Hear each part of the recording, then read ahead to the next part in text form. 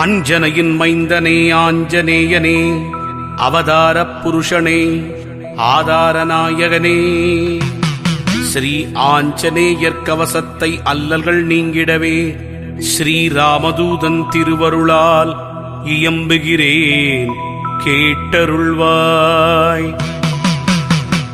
செல்வமாருதியே, சீர் சிறப்பு அருளிடுவாய், சிரம் தாழ்த்தி துதித்தேன், சிரஞ்சீவியே அருள்வாய்.